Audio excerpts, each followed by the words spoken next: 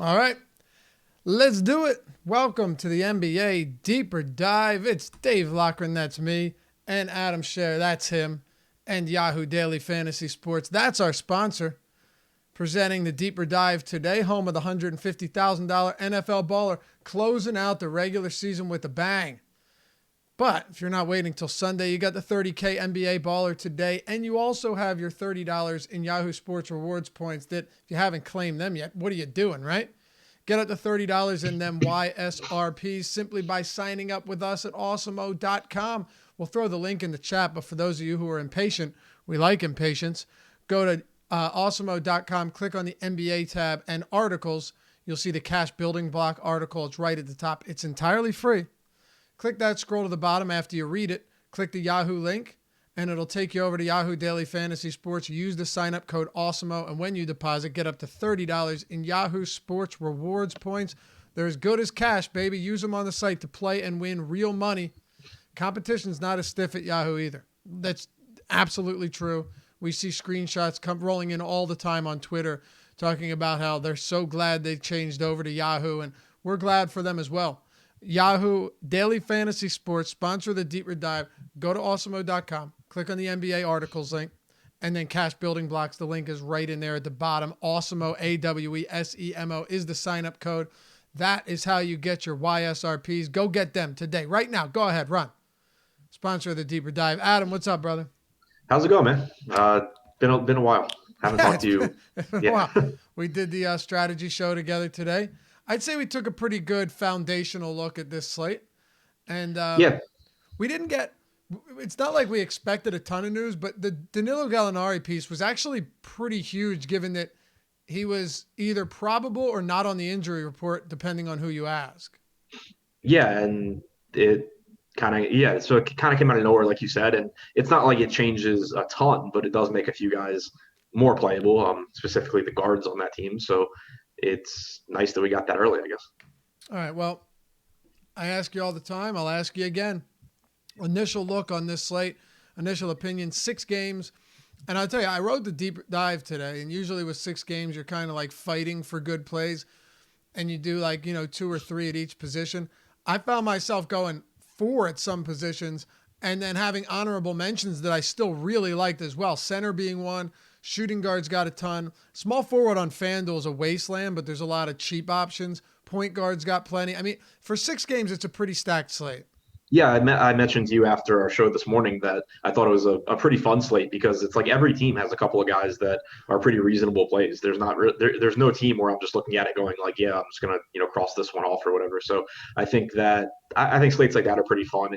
You're not forced to go to 1 or 2 games, and then also just with the players on this slate, Luka obviously is expensive, but outside of that, Drummond's the only player on DraftKings, for example, that's even $10,000. So I think it's obviously a slate you're going to be going to the mid-range more than usual because that's pretty much all that there is. Glad to have everyone with us. Fill this room up. Let's have a good show. Kick it off with Detroit and Washington. And for those of you that are new to Awesemo, welcome. Stick around after the show. A lot of times we'll do one single stream. Josh will play those gnarly beats. Terrible, depending on who you ask. And then we'll play it straight into Live Before Lock. Eddie and Spags today. Eddie Fear, Chris Spags are going to take you up to 7 p.m. lock, but it's going to be 2 separate streams. Josh is still out with the flu. Get well soon, fella. And anyway, it'll still be at youtube.com/awesemo. You'll just have to switch links. So simple as that. Detroit and Washington. You and I spent a lot of time breaking this game down this morning. We definitely spent more time on this game than anything else, and for good reason. And you have a ton of injuries. A decent amount on both sides. It's the highest total game of the slate at 229. Pistons are 6.5-point favorites. Now you get word that Jordan McRae will play, but he'll be limited, which, I don't even know why you say I have a minutes limit. Either he's going to play or he's not. He was dealing with a finger injury. I can't imagine that's going, unless he's terribly unconditioned after a few weeks. I don't see why he would be limited unless Brooks just didn't plan on playing him a lot to begin with, which is also very possible. But Rui Hachimura is out. Thomas Bryant is still out. Isaiah Thomas is suspended. Davis Bertans is out. I mean, there's a lot here on the Washington side, but the Detroit side, Reggie Jackson still hasn't returned yet. Blake Griffin's going to play. Christian Wood's going to play. But we're also without Luke Kennard, and Bruce Brown is questionable. So both sides have a good amount of question marks to attend to. Yeah, and I think that the Washington side's obviously really interesting because so many guys are out. But the thing that kind of sucks is that I think it's still really difficult to predict with a whole lot of confidence. We were talking about it in Slack chat or during the afternoon. You know Beal's going to get his minutes. You know that you're going to get 48 minutes split between Mahinmi and AP. But for everyone else, the Wizards aren't short on bodies. They're just short on talented players. So, yes, exactly. And they just got Jonathan Williams now at center. Right. You said at center? Well, he's a big, so yeah. Okay, right. Yeah, so I mean, I don't have him projected for any minutes, but he could play. They've said he's available. I don't know. Outside of Beal, it's just really tough to be confident. Like I think Troy Brown plays about 30. I have Ish playing 32, but you only have to go back one game to see Ish Smith not in the closing lineup when they went with Payton and Garrison Matthews over him. I think that it's still a really tough team to be confident in outside of Beal. So do I. We had a question in our premium Slack chat. We always try and get to those for you guys. Can you touch on Gary Payton for Washington, please? And thanks, says Eric Johnson. I mean, you and I spent a good amount of time on him this morning. I mean, really, in that game, the bench got a lot of run that they likely would not get going forward or in many other circumstances. And it's also very, very rare that someone like Gary Payton is going to have 7 rebounds, 4 assists, and 3 steals. Ready for this? In the second quarter. Right. So, I mean, he really did. It's nuts. But he played 34 minutes. And you made a good point today, and I totally agree with it.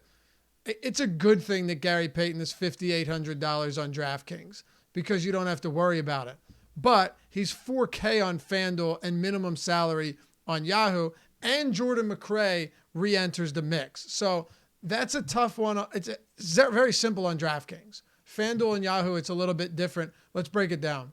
Yes, I mean, I have Gary Payton at 24 minutes, but I said to someone earlier today that I have him at 24 minutes, but it's not like it would be surprising if he was just the backup point guard and played, like 12 minutes or something. And it's not like it would be, I mean, you just saw last game, he played 34 minutes. So that's obviously something that can happen. I think that most of the time he's going to be in that low 20-minute range. I took Justin Robinson out of the rotation, so I opened up some minutes there. Obviously, McRae coming back in, I gave 20 minutes. So it's basically, I think that Ish plays into the 30s. I don't think Ish plays 25 minutes normally. So those minutes came off of Gary Payton for me, and that's basically what the big difference was. I took a couple minutes off Garrison Matthews as well, and then gave 20 minutes to Jordan McRae. So I have Payton at 24 minutes. He isn't a high usage guy. You're not normally going to get insane rebounding numbers out of him, like you said. So at the really cheap price tags on a 6-game slate, if you want to take some shots at him, that's fine. But it's not someone that you should be very confident in. And then on DraftKings, I'm not interested whatsoever. How many minutes are you giving to McRae? 20. Yeah, it sounds about right. I really have no idea. No. I have no idea at all. He's cheap, but it's just a very difficult situation for me to break down because not only has he not played, not only when he did play was the rotation or the active roster way different than it is now, but then you throw another wrench into the works with Scott Brooks saying, he's going to be limited. Right, which didn't really change too much for me because I kind of assumed that he was going to play like 20 to 24 minutes. Sure. So I kind of just left him there. But I think on DraftKings, you can go to McRae. Shouldn't be someone that you're going to in cash games or anything, but you definitely don't need to with the lack of expensive players on the slate. But usage has to come from somewhere. Like you have Bradley Beal on this team who had, I think, a 40+% usage rate in the last game. I have him projected for a 37 to 38% usage rate. But outside of that, there's nobody on this team that's a high usage guy. So when McRae's on the floor, especially if it's for the minutes that Beal isn't out there, he should be really involved in the offense. He can pay off a $3,200 salary really easily. It's just the minutes are all over the place. Beal's going to get big minutes again. He's only played 55 minutes with all of the aforementioned players off the court this year, but he's got like a 44% usage rate in those situations. even if you forget about that and you just look at what he's doing since the start of December, one point, I think 3.5 fantasy points per minute, 32% usage. Is he worth it to you paying up for him on DraftKings? On FanDuel, he's 9,600. Pretty easy to get to. $48 on Yahoo. Where would you throw him if you're talking just in the hierarchy of top tier players today? I think he's up there. It's kind of tough for me with Beal because we've seen that kind of no matter who's on the floor this year, his per minute production hasn't changed all that much. He kind of loses efficiency, but he plays so many minutes. And even if the median projection doesn't change a whole lot, the ceiling does when you have him going from 32 or 33% usage to 38 or 40 or whatever it's going to be today. He's obviously going to have the ball pretty much every time the Wizards are on offense. So I think that with there not being a Harden or a LeBron or a Giannis or anything on the slate outside of Luka, it's not really difficult to get to him. Looking at DraftKings pricing, I have Beal as actually one of the top plays there. Him and Drummond pretty much the same. I have Beal projected as the third highest overall scorer on the slate. It's funny though. You mentioned a couple of those things. One more thing to point out: when you have all of these guys off the floor, the numbers bear this out, but so does logic. His assist rate's going to drop, not only because he's going to be forced to shoot more, but also because there aren't as many guys that can actually hit those shots.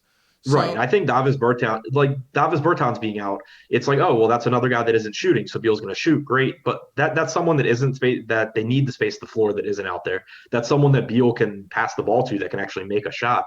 And so from an actual median production standpoint for DFS, it's kind of a trade-off where he's not getting those assists. He's not getting as easy looks because teams don't have to worry about Bertans knocking down a three every time he shoots. And they can just key in on Beal even more. Exactly. I do want to ask you about Troy Brown on FanDuel. I mean, you look at the small forward position on FanDuel, it's ugly. Like, you've got Melo at 62. Danilo Gallinari's out. Bojan Bogdanovic, we'll get to him. Joe Ingles, 53. And then Marcus Morris is 52. Troy Brown's 5,000. So around him, you've got guys like Kennard, who's out. Taurean Prince at 48. We'll talk about him. Harrison Barnes, 47. There are some guys that are cheap that you could make an argument for. But I think if there's any place where you're going to actually pay for Troy Brown or just play him at all, it would be FanDuel, being that the position's so god-awful tonight. Yeah, I have him as my number one small forward on FanDuel, factoring in the price. I have him at 31 minutes. I think he's an okay play on DraftKings, but certainly not a priority. We only have him projected for about 8% ownership, though. So he seems like a guy that is a decent tournament option, but the price clearly came up after his last game where he played, out of his mind. But he should be more productive than normal, too. He's still coming off the bench. He plays better when he's out there without Beal, which is the case for, like 10 minutes when Beal's not on the floor. But he's needed more offensively. Someone like him and someone like Ish Smith, they're not high usage guys normally, but when you look at who's actually on the Wizards right now, they're the best offensive options outside of Bradley Beal. So I think that he should be productive, and he's very clearly underpriced on FanDuel. Okay.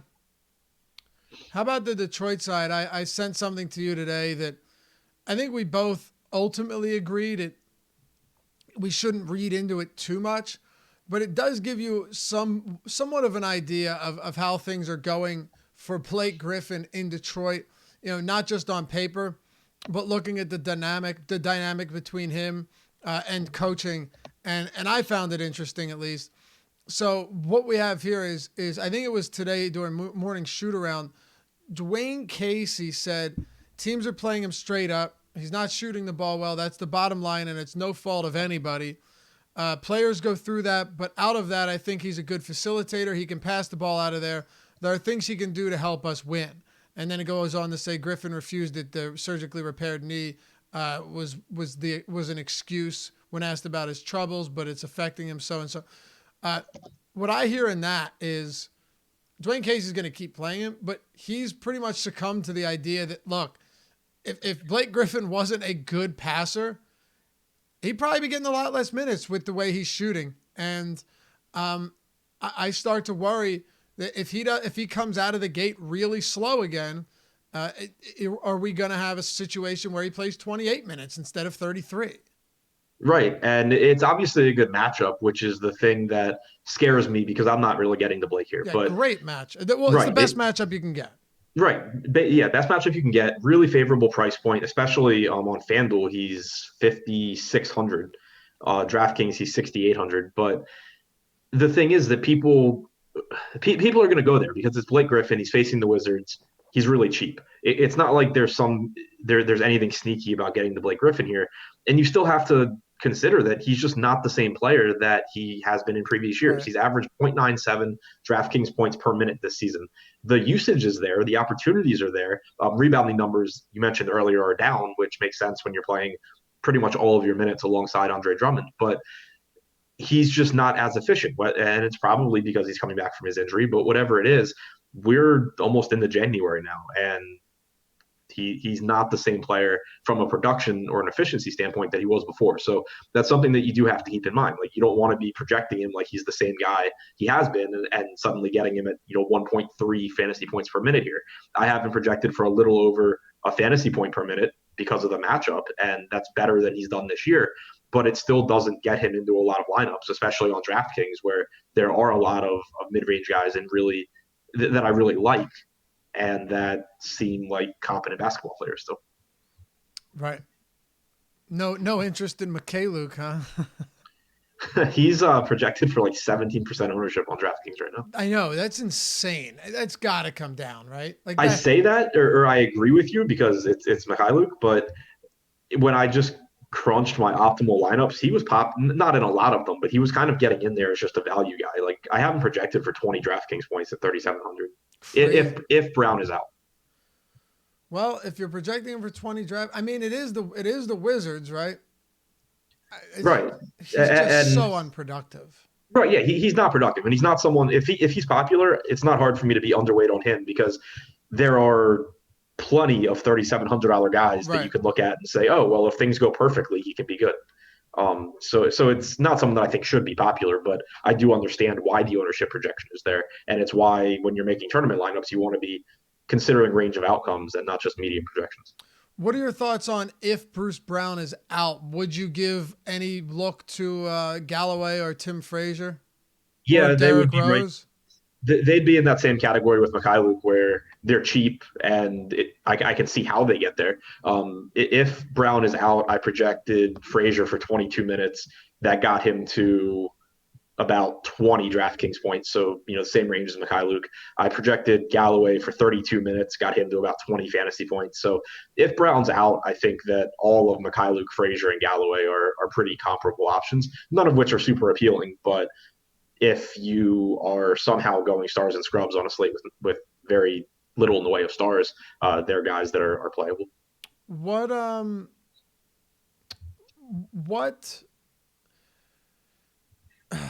okay, so if you give Derrick Rose 28 minutes, which I'm giving him. I gave him 26. Okay. I mean, he's playing 28, 29, 27. So, I don't know. Last two games were blowouts. So, if you're giving him 26, you're not going to get any. If you give him 28, I think, not saying you are, you're giving him 26, but because I'm giving him 28, I am probably going to have a bit more interest in you. And one of the reasons for that is on a 6-game slate, he's showing very, very negligible ownership. So I do think that Rose in a spot like this could be interesting, especially if Bruce Brown is out. He's $5,800 on FanDuel, which is really affordable. 21 on Yahoo isn't terrible. Anything else from this game? Well, actually, we didn't talk Drummond yet. I think it's kind of a given that I love Andre Drummond today. I'm assuming you have a bit of interest as well. Yeah. So as far as Rose, even in 26 minutes, which I gave him the 26 because even though the game against Philly was a blowout, he only lost about a minute there. But even so, I think he's a reasonable option. I have him at like 1.3 DraftKings points per minute in the spot. So I think he's fine. But as far as Drummond, yeah, I think one of the top plays on the slate. He's projected to be really highly owned, and I think that he should be. He's only 9,500 on FanDuel, 10K on DraftKings. You're going against a depleted Washington front court, fast-paced game. Ton of inefficient shooting from Washington. He should grab 20 plus rebounds here. I don't think that it would be surprising at all if he does. He's right now in my cash lineup on DraftKings. Yeah, I mean, this shit again. Bruce Brown will try to play. Like, what do you mean you're gonna try? Like, play or don't? Like, just come on, help us out, pal. But yeah, even with Blake Griffin on the floor this year, 368 minutes. Drummond's a 1.37 fantasy point per minute guy, 24% usage, 27% total rebound rate. I mean, that's unheard of, man. That is unheard of. 12% assist rate. And then you would be remiss to not mention the fact that he's averaging 2 steals and 1.7 blocks per game. And the Pistons the Wizards, I tell you all this all the time. Like, DVP isn't something I look at very often, but with centers, I do, because I think like rebounding and block shots and stuff is something that carries through from game to game, especially around the basket. No team's allowing more rebounds to the position, third most blocks. Like, they've been crushed by centers already, and now you're running out Jan Mahinmi and Pasechnik. Like, okay, that should work out well for you. Yeah, I think the steals and blocks are a really good point, because it's something that we tend to think of as random, but Drummond consistently gets them every year, not just this year, every year. Right. Yeah, and it's always something I notice on days where Drummond's popular and I end up underweight for one reason or the other. I'll be, looking, I'm like, oh man, Drummond's having a good game. And then I'll see he has, like 3 blocks and 3 steals. And I'm like, oh, I'm getting unlucky. And then it's like, wait, no, he just does this every single day. Yep, he really does. It's pretty impressive. Anyway, we spent enough time on this one. Let's move on. 21 points and 18 rebounds is my Drummond projection. Yeah, it's pretty decent. And that's just the projection. Like, that.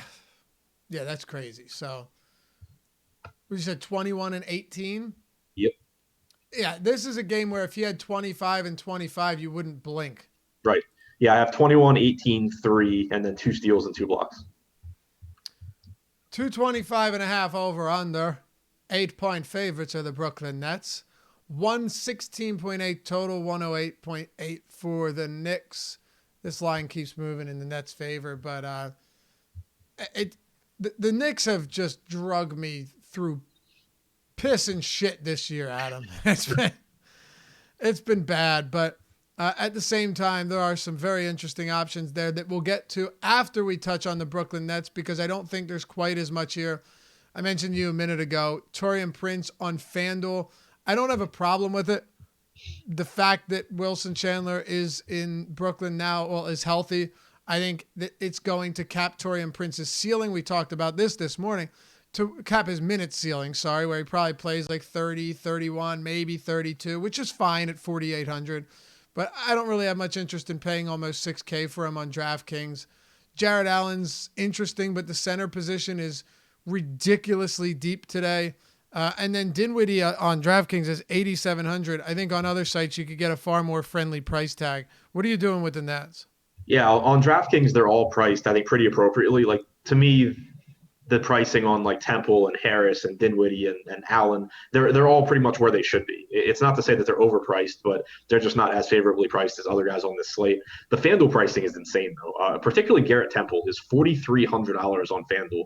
He's playing huge minutes. He has been the entire time that Kyrie Irving's out. But you and I were talking about it earlier too. The rotation's actually a little bit tighter over the last couple of games for Brooklyn as well. They've gone from 10 players to 9 players. Theo Pinson's not in the rotation anymore. Garrett Temple's playing backup point guard, which is more valuable minutes, obviously, because he's not out there with Dinwiddie or the other starters. Over those 2 games, without Dinwiddie on the floor, or LeVert or Kyrie, 38% usage for Temple. Not that I expect that to continue, but or at least at that level. But it goes to show that he's really running the offense when he's out there with the second unit, and so that makes him a little bit more valuable. But the biggest thing is just that you're getting 35, 36 minutes on FanDuel at 4,300. So I think he stands out as one of the top values there. Yeah, and that was a great catch on your part. The last 2 games, not only has Pinson not been playing, but Garrett Temple's been getting the minutes as the backup point guard, and that's valuable. It's absolutely valuable. It's a good catch, and it's important to keep that stuff in mind when you're looking over rotations, not just to see how many minutes guys play, but where they were playing, who they subbed in for. Really helpful stuff. Is there anything else for Brooklyn, though, that you want to get to? I don't think so. DeAndre Jordan is really cheap on DraftKings, but like you said, center's a really stacked position, so it's not like it's not like it's a priority. It's just the kind of guy that could be, a good differentiation play in tournaments if you need one. So Alfred Payton, do you know that for his career he's a +1 fantasy point per minute player for his I career? didn't, but I believe it. Pretty impressive, right? He's never been a good shooter, but he has a career 35% assist rate, career 20% usage rate. Those are decent numbers. And you look at his last two games that he started, he's played 27 and 30 minutes. As a matter of fact, the one where he played 27 minutes was a blowout, and he was actually on pace to play north of 30. What do you have? I don't know, but he was on pace to. He just didn't close the game out. Look, here's the thing. In these two starts, he's averaging 13 and a half drives and 20 potential assists per game. 20 seems a bit high, but both of them lead the team. And even if he's not getting a ton of shots up, he is the type of guy that could give you 10 across the board, 10 points, 10 rebounds, 10 assists. And it seems like Mike Miller wants to give him minutes. I don't know how much stock you put in this, but DSJ, Dennis Smith Jr. is also out today. So, whether that be 7 or 15 minutes that are voided, you might see a few extra go to Alfred Payton. So I think Alfred Payton, even at relatively high ownership, actually high ownership, I think in cash games, like, you'd be silly not to play him at his current price point. Yeah, I'm with you. Have him in cash on DraftKings. I'm sure I'll have him in tons of tournament lineups. You mentioned a couple of things that I think make it really appealing here. For one, Dennis Smith Jr. being out, I think it's not a huge deal, but it's a positive in Peyton's favor. You're talking Exactly. It about can't hurt him. right, the only backup point guard now, or the only true backup point guard. Like, obviously they could go with Barrett or something, but the only real backup point guard they have now is Ntilikina, who was just kicked out of the rotation like 3 days ago. So it's clear that they don't have a lot of faith in him. Payton played 30 minutes last game. He lost 2 minutes in the first half with due to fouls. And then the game before that, like you said, he was on pace for 32 or 33 minutes. So I have him at 30 minutes here, but I think that he could play more if this game is competitive and if he's playing reasonably well. And the price tag is really cheap. The one negative, I guess, that I would point out, aside from the fact that he plays for the Knicks, is that Brooklyn has actually been an efficient defense. Over the last month, they're 9th in defensive rating. They are also 10th in pace, so it's a pace-off spot for the Knicks. But we have seen a couple of times recently where everyone just like loads up on guys against Brooklyn and then is really confused when it doesn't work out. They've actually been a quality defensive team, but I think that the salary for Payton and the opportunities that he has in this offense outweigh that.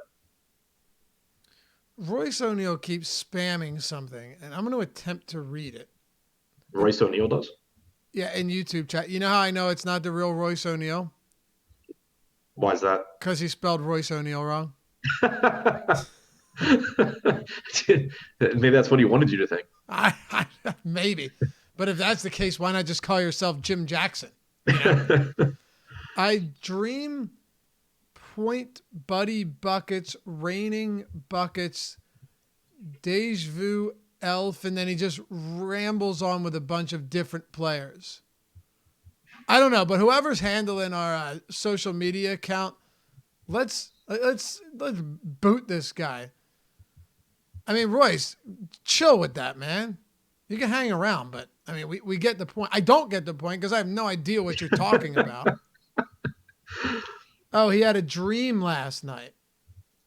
A dream that point raining Beal buckets. I don't know. Whatever. Anyway. Marcus Morris is available. Okay. Morris available. And Robinson available. Wayne Ellington out. So I got a little thrown off. So you don't have to worry about Knox. That's a good thing. How about this, man? Since David Fizdale was ousted from New York, Julius Randle's averaging 1.21 DraftKings points per minute. And in competitive games, they've played in a few blowouts, believe it or not, one or two where they've actually done the blowing out. He's playing around 35 minutes or more. And he's the type of guy that on the season is giving you very solid numbers, right? Julius Randle is averaging, 14 and a half rebound chances, 7.5 potential assists per game, 26.5% usage player. I think his price point's very, very friendly tonight. You make a good point that the Brooklyn Nets are playing much better defense. They're a good defensive team, but I think Randle, so long as he remains reasonably priced, is still very much in play. Yeah, I agree. And the point with the defense is more of if you need a reason not to roster a guy high ownership, because I think, you and I talk about it a lot. DFS comes down a lot more to salary and opportunity than it does defense. Not to say defenses don't matter, but there's always a price point where someone would be a play regardless of the opposing defense. And I think that's the case, with Payton that we talked about and also with Julius Randle. Like you said, he's been playing really well. He leads the team in usage. He rebounds well. He picks up assists, and he's still pretty cheap. So right there with you, I think Randle's a good play. He does lose a little bit of usage with Morris in the lineup, but still should be the number one option. Anybody else on New York here outside of Payton and Randle? I think $5,400 Morris is actually pretty decent. Yeah, I don't think it's crazy either. And on FanDuel, $5,200 at a very bad small forward position. Yeah, I'm looking now. I think I probably still have him behind Troy Brown. Yeah, I do too. I think that definitely helps that position out on FanDuel. It's definitely a reasonable option there. Let's take a look at the Thunder and Memphis Grizzlies. This game has changed a lot since you and I last spoke. And the reason for that is very simple. Danilo Gallinari's out. And he was actually going to get a decent amount of ownership, you would have thought. Him being sidelined is pretty significant. When I looked up the on-off numbers for him and Shai Gilgeous-Alexander, I couldn't believe how dramatic they were, Adam. Like, Gilgeous-Alexander with Gallinari on the floor is a point, I think 0.89 fantasy points per minute. He's played 299 minutes without Gallinari. His usage goes from 22.9 to 28.5. His assist rate goes from, I think, 12 to 15, but his per minute production goes from 0.89 to 1.12. So Gallo being off the floor has had a dramatic positive effect on SGA this season. Yeah, and Gallo being out should also solidify his minutes. Not that he really needs a whole lot of help in that regard, but you don't expect Bagley filling in for Gallinari to pick up a ton of minutes. You should just see more three-guard lineups, especially and it's a good matchup against Memphis, who plays fast and doesn't play much defense. So increased usage for a scoring-dependent guy like Gilgeous-Alexander is obviously good, and his price tag is really reasonable. So he's another guy that is in my DraftKings cash lineup right now, and I think is one of the better options.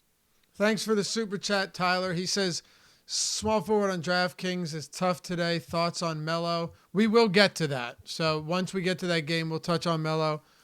Still plenty of time left to do that. SGA, Chris Paul, Dennis Schroeder, all of them should get a lot of minutes today. Now, what did you see last time Gallo was out? Now, let me be clear. Last time Gallo was out, there was like one or two games where it wasn't just him that was out, but I think like Abdel Nader was out and Ferguson was also out, right? Like there were a bunch of wing players, but you would still expect to see very heavy minutes from the three top guards on this Thunder team today against the Memphis team that plays at a top 5 pace, ranks 24th in defensive rating this season. Yeah, and on Sunday, Gallinari was out, and Paul, Gilgeous-Alexander, and Dennis Schroeder combined for a little over 103 minutes. So obviously averaging 34 and a half per guy. I have Schroeder in at 32 minutes. I have 36 going to Paul and to Gilgeous-Alexander. So the minutes should be there. I fully expect them all to be in the closing lineup. The closing lineup on Sunday against the Clippers was Paul, Gilgeous-Alexander, Schroeder, Ferguson, and then Adams. Whether it's Ferguson or Bagley or Nader or any other guy that has a 10% usage rate closing at the floor, it should be all three of those guards on the floor to close. So the minutes should be there for all three. Who do you like most? Gilgeous-Alexander because he's a little bit less expensive than Paul, and he's the highest usage guy. Then Paul because I have him playing more minutes than Schroeder, and he's actually been pretty productive after a slow start to the season. Then Schroeder, but all three I think are better than average plays today. Yeah, me too. And the salaries on these guys, they're really not priced poorly at all. The SGA production that with Gallo off the floor is huge. And yeah, one thing to point out with that is that he has been having his minutes staggered to some extent with the starters this year. So some of that is when he's playing, like if you take Gallinari off, it's also taking off Paul and well, I guess probably not Schroeder, but taking off Paul. So over the course of the game, I wouldn't expect 1.12, but I still think it should come in at around like one or a little over. Yeah, and I would think that they're still going to do some staggering. Yeah, for sure. I was just saying like 100% of his minutes won't. Oh, right. Yeah, got you. No, and it's a perfectly fair point. So you would say, I'd be curious to see what it is with if we took Gilgeous-Alexander alongside Paul. It's a really small sample. It's like 88 minutes. Oh, is that all we have? With Gallinari off, you're saying? Yeah. Yeah, 86 minutes. And it's a small sample, so it's hard to say, but his usage, so still decent numbers, but not nearly as good as it is with just Gallinari off. Yeah. For whatever it's worth, his usage rate on Sunday was really high. It was 35.5%. Okay. So Steven Adams, here's another spot where you talk about, I don't even want to say casualty of the slate because I think he's playable, but there are a lot of centers. I've said it a couple of times. I'll say it again. Center is really deep for a 6-game slate. Drummond, Gobert, Whiteside. We'll get to potential tournament options and guys like Jonas Valanciunas. And then you have Steven Adams. I already mentioned I don't see myself being able to get to Jared Allen much. There's a lot here. Where does Steven Adams fall into the mix for you? Definitely a good option. I think that OKC in general is a really strong team, but Adams is a good center option. The thing at center is you have Drummond obviously in a great spot. You have Hassan Whiteside, who on DraftKings is really underpriced. On FanDuel, you also have an underpriced Gobert. So it's just a really deep position, like you said. And whenever that's the case, unless one of those guys is getting really low ownership, I'm normally not going to be like jamming any one particular guy into a huge percentage of my tournament lineups. But Adams is certainly someone that I expect to be getting to here because I think he is underpriced. His minutes have been up, played 31 and a half minutes on Sunday, which was really good to see. Rebounding numbers are through the roof, and it's, a pace-off spot against Memphis where he should have plenty of rebounding opportunities. Well, Royce O'Neal is back, and he spelled it correctly. Now, at least you had the respect to not denigrate the great Utah Jazz Royce O'Neal's name with this nonsense spamming of yours that doesn't, you come back and you spell Royce O'Neal right. But you still spelled everything else wrong in your damn comment. I'd have had a lot more respect for you, Royce, if you took the time. Plan this out. Be a little meticulous here. Jeez. I just love that he got booted. The first thing he did was Google Royce O'Neal's name so that he could spell it correctly. Absolutely. All right. I think that covers it for OKC. We had a question, how to handle OKC players in one lineup. That's a great question, Alan. Adam may be on a different page. I don't want more than 2 of those 3 guards in today. I did the same thing. Okay. And it's not because I don't think all of them can have a decent game. It's more so because it's actually a really deep slate. Yeah, exactly. There's a lot of options on the slate, and even though they all can have good games at their price, the likelihood of all 3 of them having like tournament winning games in the same game is really low. So if this were a smaller slate or a slate where I just didn't have a lot of plays that I liked, that'd be cool with all 3. But I would rather I know I'm going to get exposure to all 3. I would just rather have it kind of spread out amongst my lineups where I don't have more than 2 in one. And then obviously I set the rule to not have Steven Adams and Nerlens Noel together either. Okay. Do you have interest in Noel though? No. He's just case. someone. Yeah, he's cheap. He is a high per minute guy, so sometimes I get those guys in lineups. I guess we should address Darius Bazley just because people have been talking about him for some reason. Oh, you know what? Yeah, I guess I would like to not do that, but I think you're right in saying that we probably should. Go ahead. He played 25 minutes with Gallo out last game. I have him projected at 26 here.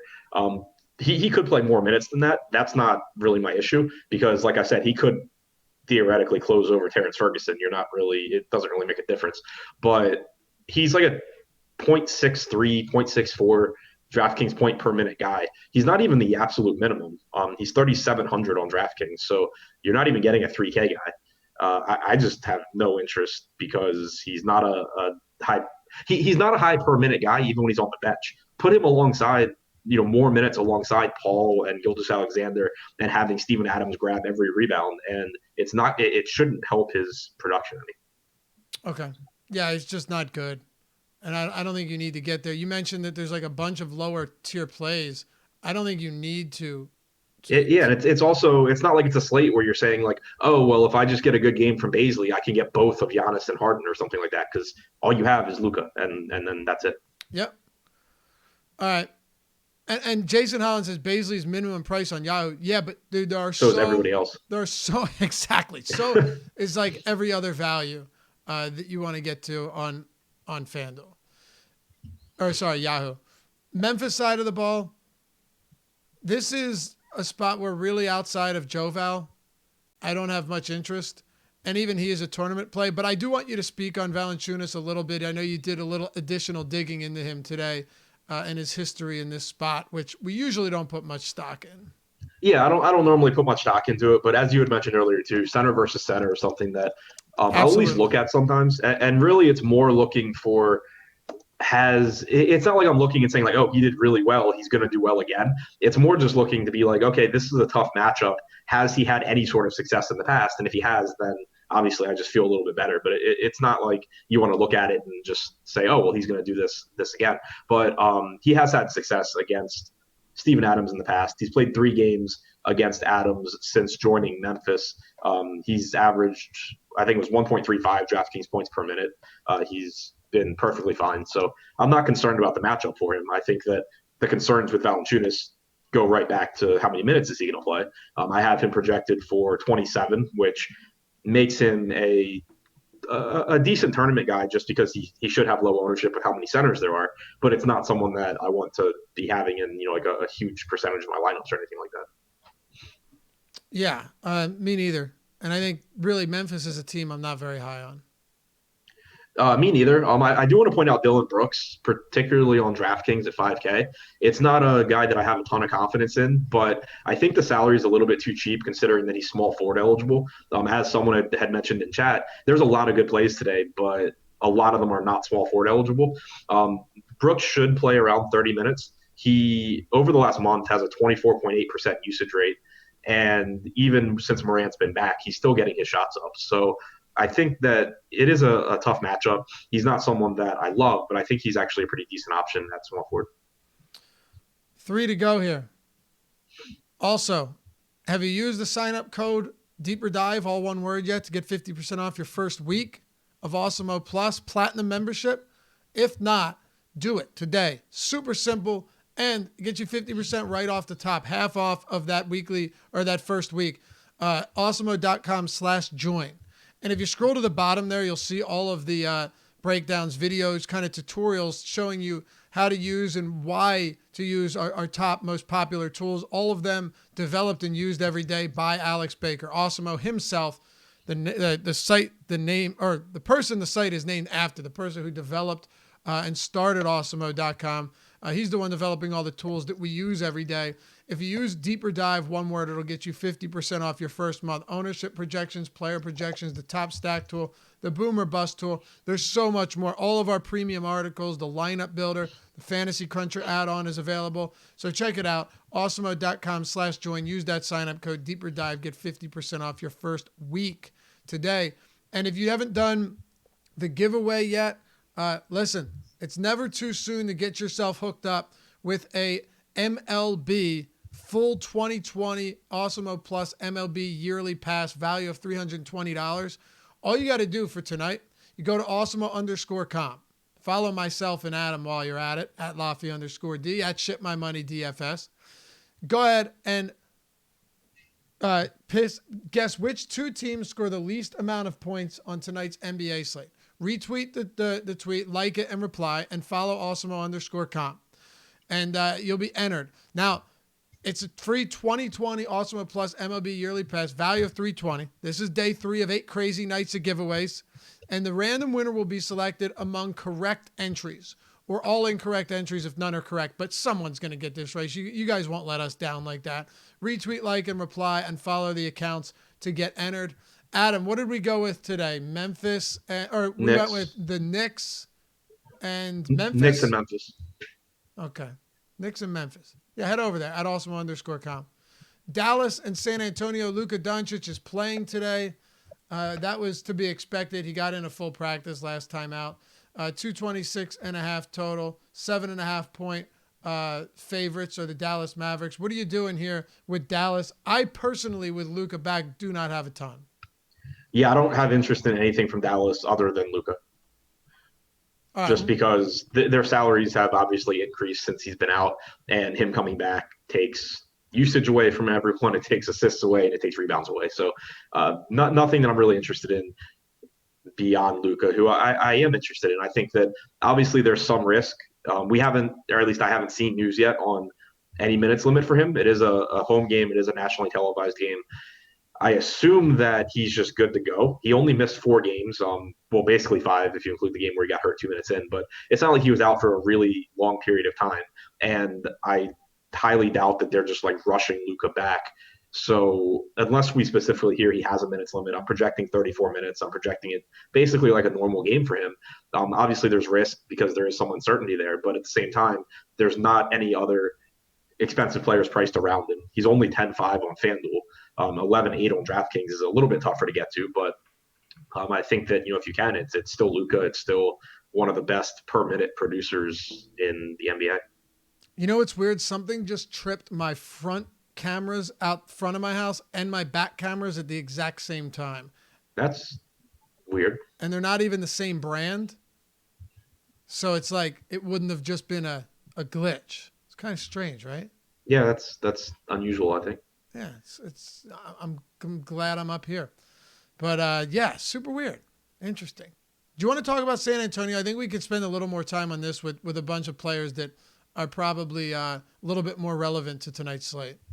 Yeah, I think they have like 3 times as many relevant players. Yeah, I mean, DeJounte Murray, I know you and I have been kind of back and forth on how many minutes we're going to give him. I'll give him 28, but I wouldn't be surprised to see him play 30. DeMar DeRozan has just not been good, but now you're getting a price point that Matt says, oh shit, they're here. I bet he's talking about the soup people. That's awesome. Dalberger says, it's the soup guy. That's so good. Oh, that would be, I would lose it. What, you know what's going to happen? And Joe, you know what's funny? Like I said, I've never been on the dark web, right? So it says, flush it, Laffy. I've never been on the dark web. I've watched YouTube videos of it. Fascinating stuff. Truly is. But I was watching like unsolved hauntings and stuff the other day. And I don't know, man. It makes your hair stand on end. And when stuff like that happens, the worst things come to mind. Are you reading chat right now? Which one? It's Royce O'Neal. That's awesome. Oh man, that is good. Find out who that was. We'll give him a free weekly pass to Awesemo. There's like 3 people. Who's the first one? Can we find that? CJ. I think it was CJ Reno 71. All right, I'll find him and he can DM me on Twitter. But that's okay. I'm armed. So to the gills. San Antonio, DeMar DeRozan. It'll be interesting to see what they do with the center rotation today. What are you thinking here? The front court starting lineup. What are you doing with the Spurs? I think that DeRozan is just underpriced. He obviously has had his issues this year, but he's still one of the highest usage guys on the team. Even with Murray on the floor, he's at 25.2%. He's it's a tough matchup against Dallas, or at least not a very appealing one in terms of pace or defensive efficiency. But he's still going to get his minutes. He's still going to get his shots. I think that 6,500 on DraftKings is really cheap, especially because you can roster him at small forward too, which is obviously really beneficial. So I think I actually have him at small forward in my DraftKings cash lineup right now, which it's because of the position. Like he's not my favorite shooting guard, but he is one of my favorite small forwards. I think Aldridge is a little bit underpriced as well. And then Murray, I'm not getting to a lot of him. I have him at 28 minutes. I have him projected for about a fantasy point per minute, but I have him behind DeRozan and Aldridge. Dan Erol with the super chat. Thanks, brother. He said, just tuned in. Royce O'Neal a lock tonight. RoiseOniell. Very solid. So one more time, top options from the Spurs. DeRozan 1, Aldridge 2, Murray 3. Okay. And by that Murray 3, it sounds like you're putting him 3, but you don't have a ton of interest there, correct? Yeah, it means that I like Murray more than I like Brent Forbes. Right. Okay. Fair enough. Sacramento, Minnesota. Minnesota Timberwolves here are 5.5-point dogs. This opened at 4 points. I don't know what you think. Maybe this has something to do with Karl Anthony Towns, but now it's is it still 5.5 points? You and I discussed it earlier today. Like there's definitely something strange when Towns never misses games, and when he does, he never misses consecutive games, and now he's missed 4 in a row. I think Napier has a better chance of playing in this one than Karl Anthony Towns does, and if Napier does play, he's a phenomenal value. But right now, there's really no one good to swap. Like Okogie or Jarrett Culver are your viable swaps. Outside of that, like unless you want to leave space and an extra 800 for, say, Jordan Clarkson, if we don't get that news, you're going to be in a really tough spot. Yeah, it's frustrating because I'm going to get to a lot of Napier because it's not that I think you need to go to that salary range, but it clearly helps. But it's that I think he's actually a reasonably projected play anyway if he's in. If he ends up sitting, I'm going to end up just kind of scrambling. The one good thing, there's not a direct pivot that you'll feel good about, assuming you don't want to go to Jarrett Culver. But there are a lot of plays on Sacramento. There are plays on Utah, and there are plays on Portland. So there are at least, if you have multiple spots open, you can, kind of late swap optimize and still get some decent guys. It's not like you're just completely stuck. So that makes me feel a little bit better. Okay. If Cat is out, I do like Wiggins quite a bit, and the reason for that is pretty simple. His per minute production hasn't been stellar with Towns off the court this year. I get that, but he's actually developed a lot as a passer. He's got an assist rate closer to 20%. His usage is going to be above 30%. And the big thing for me, man, minutes are king. And if you're going to be playing without Cat, it is a pace down spot. I'm not ignoring that at all. But I just think where you look at his price on some spots, Wiggins is discounted given the fact that he could go out there, play 38 minutes in a close game. Wiggins to me, if Towns is out, is interesting. It's just, are we going to have the news? Right. Yeah, I think it's interesting too. The other thing that makes it tough though is that like he's 7,800 on DraftKings, which by itself is perfectly fine, but that's still $800 more than De'Aaron Fox. It's still $1,300 more than DeMar DeRozan, who also has the small forward eligibility. So it makes it more of a tournament play for me, even though I do think he's a little bit underpriced for his role without Cat. Okay. Okay. So overall, your opinion on the Timberwolves, you probably can't have like a defined opinion right now with the question marks. Right. I mean, if Napier is in and if Cat is in, then I still like Napier at his price point. I still think it's hard to get to Cat because of Drummond and all the other centers. I would like Wiggins a little bit less. If Napier is in and Cat's out, I like Wiggins a little bit more. I think Jang is fine, but he's still not a priority for me now that his price tag's come up. He is way cheaper on FanDuel, which would be nice. Covington, I have absolutely no idea. Someone asked about him in chat earlier. He played 12 minutes last game, didn't even start the second half. I don't know. I have him at 27 minutes. I have zero confidence in any. I have zero confidence in the Minnesota rotation whatsoever, outside of like Andrew Wiggins, basically. Okay. I think it was Stack Bundles 187 who said it first. Nice name, dude. Uh, Marvin Bagley. You said there was a conversation in our premium chat today saying how like Bagley's good for tournaments but not for cash. Um, dude, he's maybe I'll just let you run.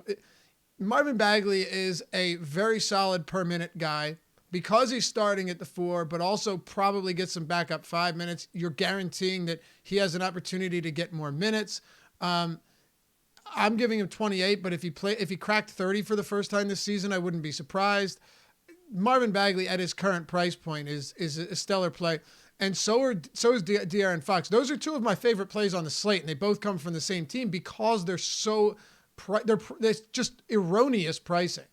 Yeah, right there with you. And the thing for me with, I understand like the point that Marvin Bagley is a somewhat volatile player, but I think that's one of like the misconceptions people have between like tournaments and cash games. It's your median projection for guys in cash games like it is still the minutes and the median projection and stuff and the salary are still really important. Like obviously, if they have a low floor, then they're not as good. But like minutes are more important. The minutes floor is more important than trying to figure out like the production floor too. And if you go back to the start of last season, Marvin Bagley's averaged 1.11 DraftKings points per minute. I have him projected about as low as I possibly can today and have him at 1.06 points per minute in 30 minutes.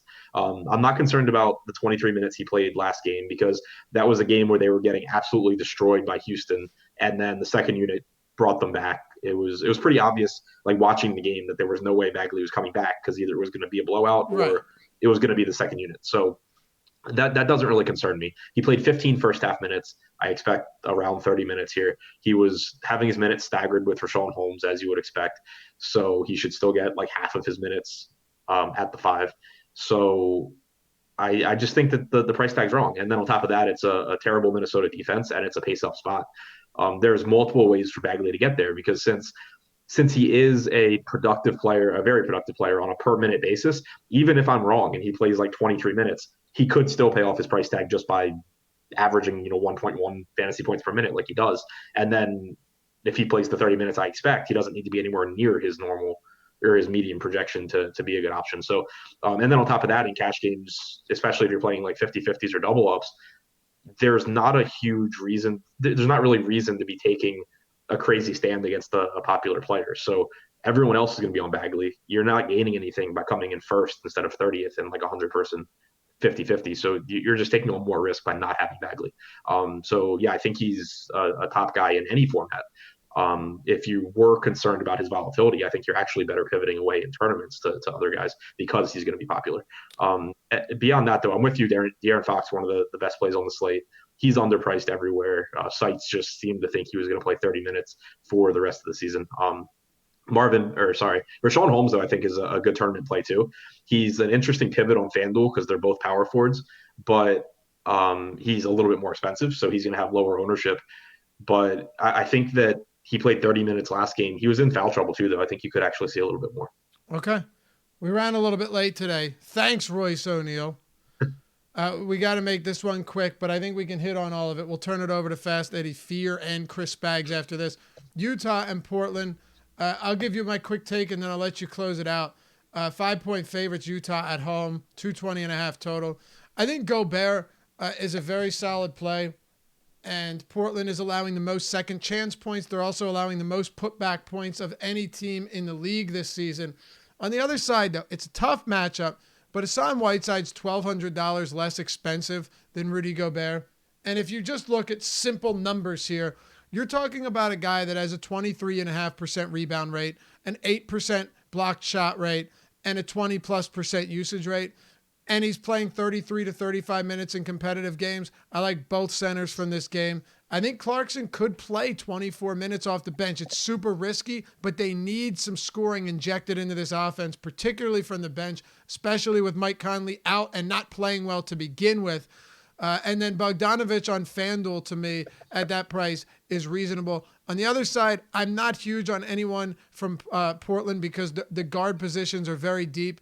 I think Melo's fine where you can get him cheap, and small forward is bad on FanDuel. But that's about it for me. Close us out, Adam. And hey, Yeah, I think if you the enjoy the centers. show and you want to support us, the simplest way to do it is just hit that thumbs up button. We do appreciate all of you guys for any level of support. So hit the subscribe and notification bell as well. And Legalize, I didn't forget. Thank you for that super chat, brother. Yeah, so both centers here, especially so Gobert on FanDuel really stands out. Whiteside in general stands out, but only 7,700 on DraftKings.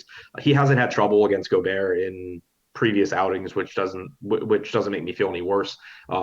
Both those guys stand out. I'm with you. I think Clarkson plays 24 minutes. We talked this morning about how he gets those minutes, but I'm reasonably confident that he plays low to mid 20s in minutes and should get up plenty of shots. He's pretty inexpensive.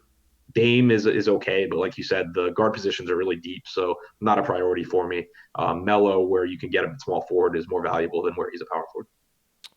That'll do it for us. Stick around. Live Before Locks coming up next. Thanks for watching. It's the Deeper Dive presented by Yahoo Daily Fantasy Sports. Good luck to all you guys tonight. This was a fun one. We'll do it again tomorrow.